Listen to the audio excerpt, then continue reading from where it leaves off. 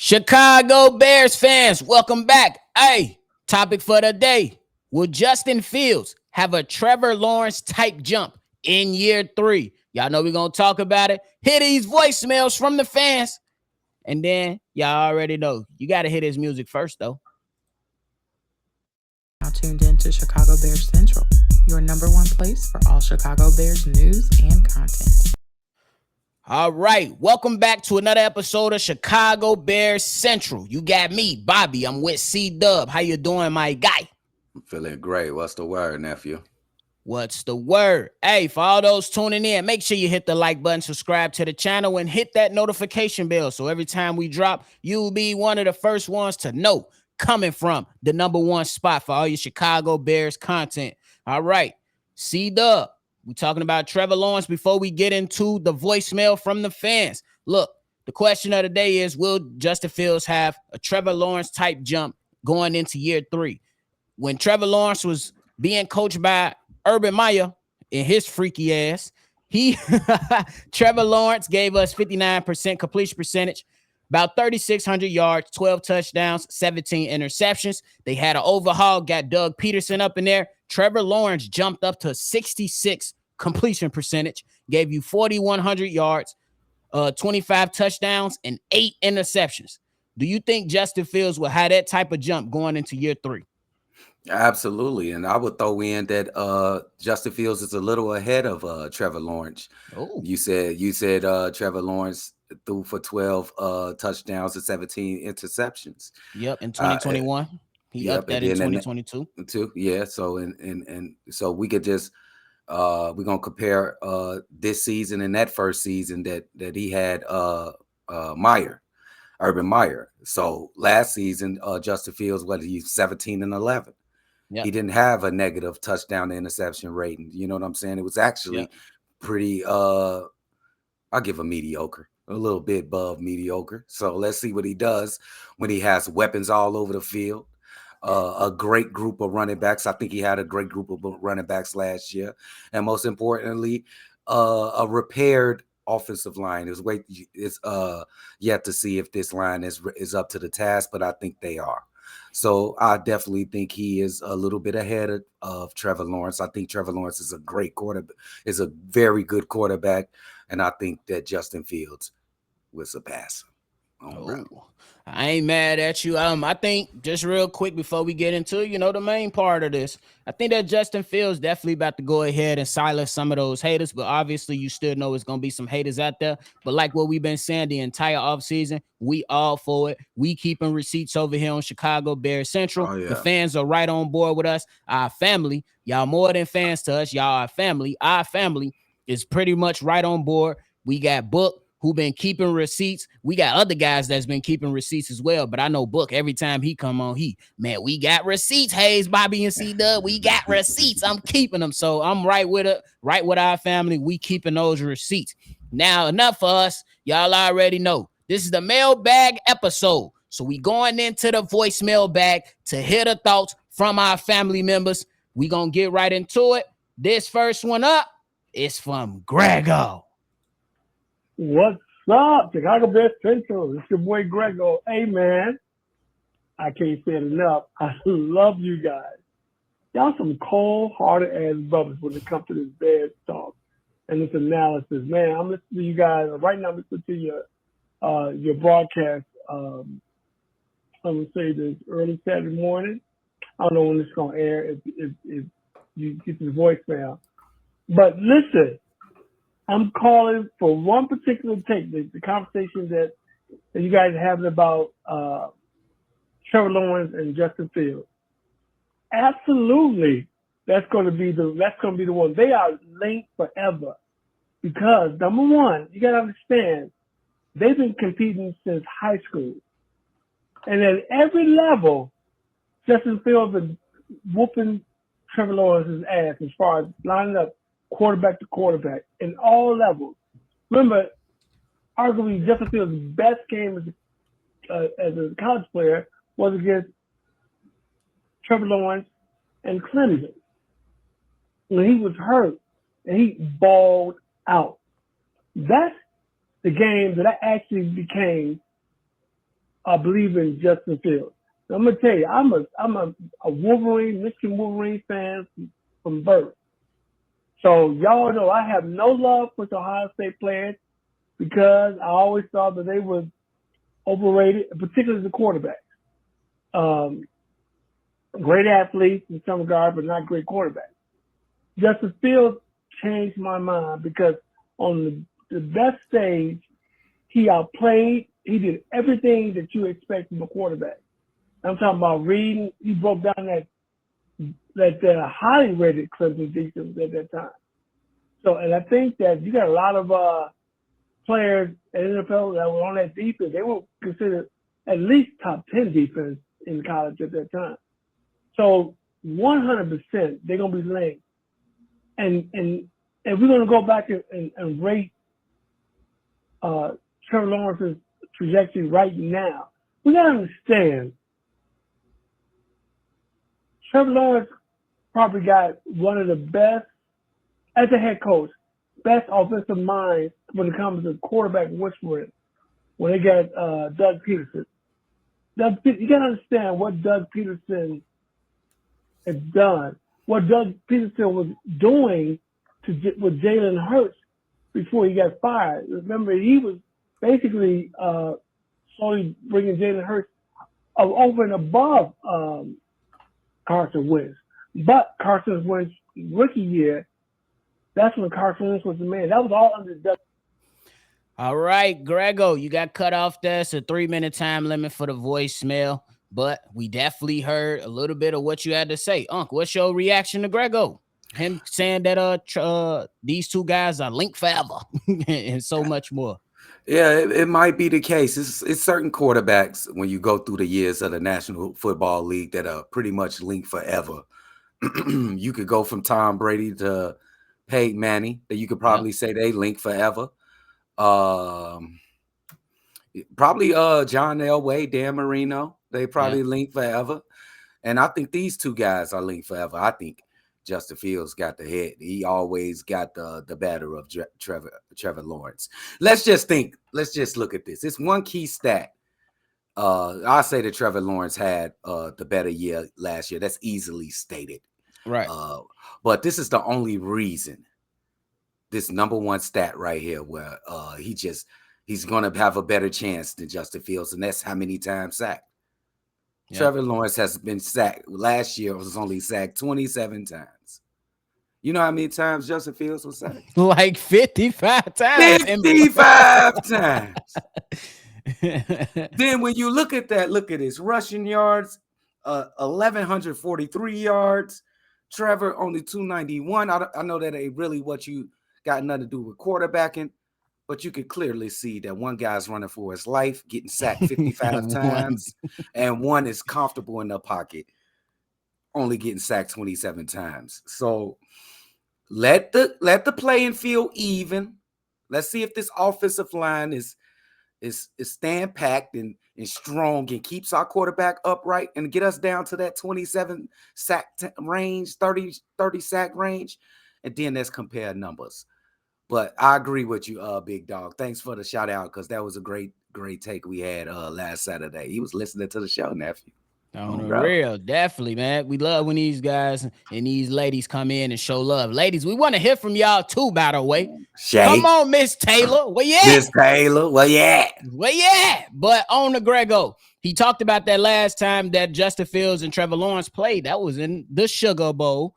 And in that Sugar Bowl, Justin Fields went 22 of 28, threw for 6 touchdowns and 385 yards in a beatdown versus the Clemson Tigers, 49-28. So he threw for 380 some yards. 385 yards. So shout out to him. I know it's college, y'all. Don't come on here killing me for talking about college. I'm anxious to see when these guys finally do match up, what the matchup will look like. Now, as you just said, the teams are starting to, be on that same level of each other. So when they do match up, maybe next year, it should be a good battle. We shall see. We shall see. And may the best man win. So I'm all for it. And shout out to you, Grego, always showing love to the channel. Hey, now we move on. This gentleman His name is Eddie Jackson. Eddie!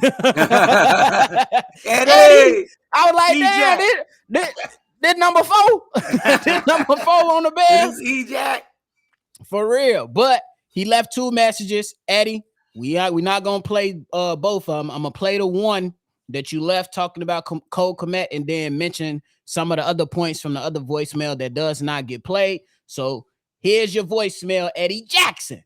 Number 4. Let's go. Let's get this. What's up? Hey, what's up, C-Dub? What's up, Bobby? Hey, this is my first time leaving a voicemail for the episode, man. So I don't really know. I didn't really know how short it was gonna be or how long it was gonna let me talk for. But anyway, yeah, man, that's my 4 receivers, my 4 tight ends that I feel like Cole Kmet are better than. And I'm gonna go ahead and read off Cole Kmet's stats for last year. He had 544 yards, 7 touchdowns with 50 receptions. In 2021, he didn't have no touchdowns, but he had 612 yards with 60 receptions.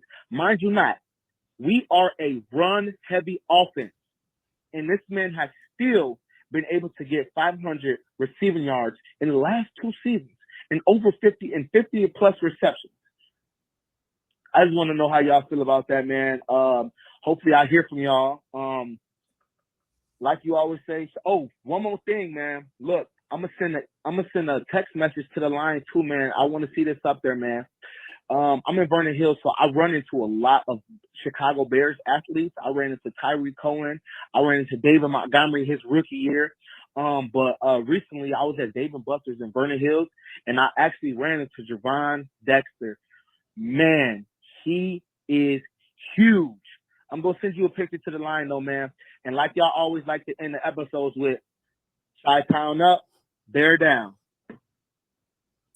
Shout out to Eddie Jackson. So, just to fill you in and all the other listeners in on the other voicemail that Eddie left, he pretty much talked about how disrespectful it was to say that Cole Kmet was not a top 15 tight end in this NFL right now. 2 of his key ones that he pointed out, he said he listed 4, but 2 of the ones that stood out for me that was just blatant disrespect was Taysom Hill and Gerald Everett. These guys are not trash, but come on now. But you also went on and heard the other stuff from him. What's your reaction to Eddie Jackson? Hey, man, this the White Rhino, man. E-Jack, you are right. He is definitely easily a top 10 tight end in this league. I'm gonna be honest, because I don't want to be faking while I'm pump faking while I'm on here. On the first year when he had them 60 catches for 600 yards, I said it was incomplete because he didn't have any TDs. You know what I'm saying? You got to get at least 1 TD. But then the next season he came out and he went crazy. It's a better balance. I think he only had 55 catches and he had like 500 and some yards. But his production increased because he put points on the board. Man, my man Cole Kmet getting ready for his biggest year. The White Rhino getting ready for his biggest year in football. And man, I expect this guy to go to Pro Bowl. I expect the White Rhino to go to Pro Bowl. Let's go. Put it on the t-shirt, nephew. White Rhino to the Pro Bowl. Let's go, baby. I ain't mad at you. But yeah, Eddie, you shout out the call, man, because not only did you list, you know what I'm saying, you list out some of the problems that you had with the list, you also gave stats to back up and support that stuff out. So I'm all for it, bro. I'm all for it. And I think that I'm right with you, Unc. I think Cole Kmet has a strong chance to make it to the Pro Bowl this season, especially because I think Justin Fields is about to have this season that will have the Chicago Bears nation saying Chi-Town up and bear the hell down in week 1 when we smoke the Packers. It's a blowout. I'm calling it right now. It's a blowout. We blowing them out. I don't care. We blowing them out. Maybe that's my maybe that's my fandom kicking in, or maybe that's just the yak that I had last night speaking. Look, we're gonna win the game. Blowouts don't always happen, but we winning that game. We winning that game, y'all. It's too much bulletin board material. But Hey, Eddie, you sent in a picture, so I'm gonna show the people how big Javon Dexter is standing next to you, my guy. Here's your free pub, my guy. Oh, bro, that bub huge. Damn. Oh, bro. Damn. I ain't mad at you, my guy. Shout out to you and Javon Dexter, bro. Man, hey, shout out to the team, bro. But now we move on. Y'all know we can't have a Mailbag episode without coming into Buka World. Boom. Now we got to go ahead and let my man grace the show for another consecutive weekend, Friday and Saturday, putting in work. Here's the voicemail from Book, man. Stop playing. Bobby, C-Dub, what's up? This Book, Cognac Boys, man, on this Saturday. Y'all got the cognac in the cup, and you got Book up in the truck, man. Blessings to you and yours. I just want to give a couple of what I think is going to happen. A couple of hot takes, I guess, if you want to call it that. For like with Justin Fields, I got Justin Fields. I think he's going to do anywhere between 33 and 3,600 yards. I think he's going to throw for like 24 touchdowns. He's probably going to have like 11 interceptions. I think he's going to rush for about 650. Those yards are going to come down because he's going to throw more, but he's going to have about 7 rushing touchdowns. I also think he's going to throw for about 64%. So everybody keep talking about he's not accurate. It will increase. Also, my first hot take is I think the first deep ball touchdown is going to go to Velus Jones, which is going to mess everybody up because he's going to be running. He's going to throw it. Everybody going to be like, oh, man, he going to have stone hands. He going to catch it, man. And then, you know, he like a rabbit, man. Once he get that room, he out of there. But that's all I wanted to say, man. I just wanted to give a couple of stats on Justin Fields. Enjoy y'all weekend, man. Chicago up, bear down, y'all. All right, that's the voicemail from Book.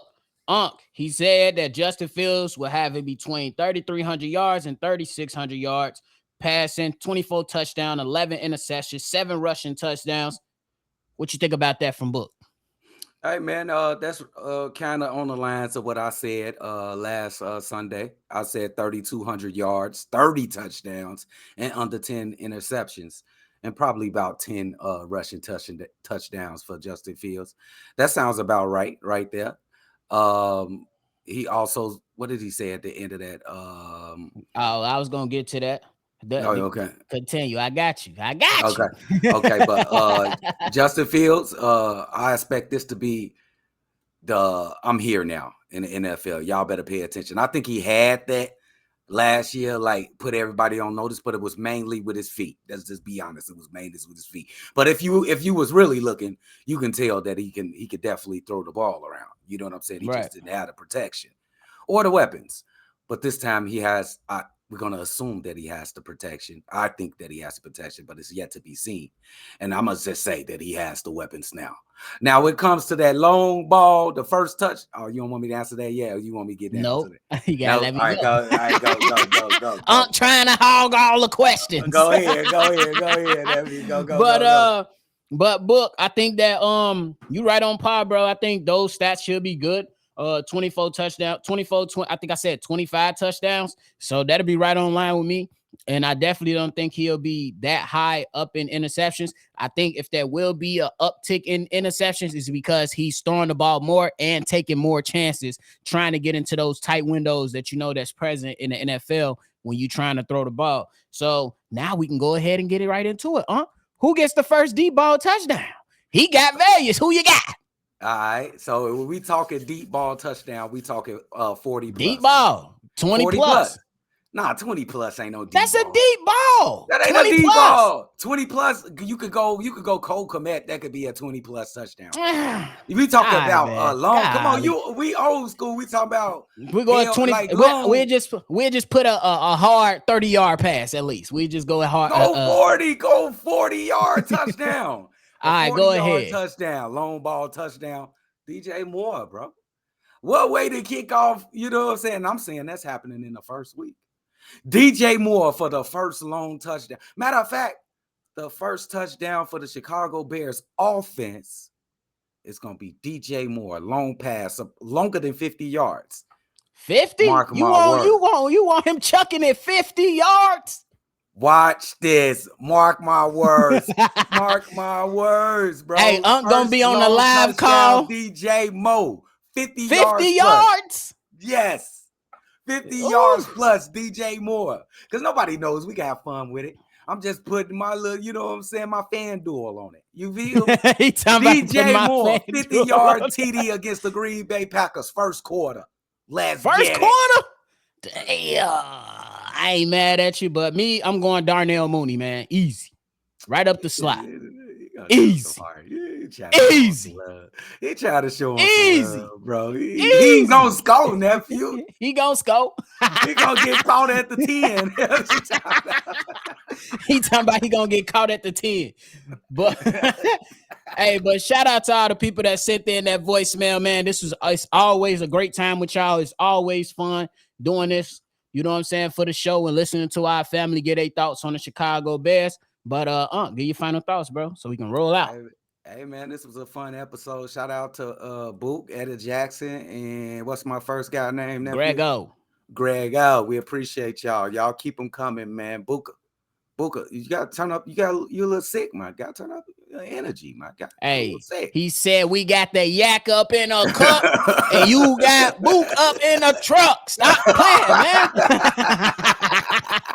For real. But hey, ladies, we want to hear y'all voice too. We a family. Mm-hmm. We gotta include our females and our women, our beautiful women, in these episodes, whether that's Friday or Saturday. Y'all gotta come in and give a take on how y'all seeing it. Females, y'all see things in a different perspective most of the time. So we want to hear y'all too. And that's my final thoughts. If y'all want to follow everything collectively, hit us up. First and foremost, hit me and C-Dub up on Shy Bulls Podcast and NBA Central. If you want to follow me, C-Dub, Hayes, and all the other contributors, hit us up collectively at Shy Bears Pod on all social media platforms. And if you want to be a part of a mailbag episode like this one, the number is 773-242-9336. Ladies, where y'all at? We want to hear y'all. We gonna catch y'all on the next one for sure. This has been a presentation of the Break Media.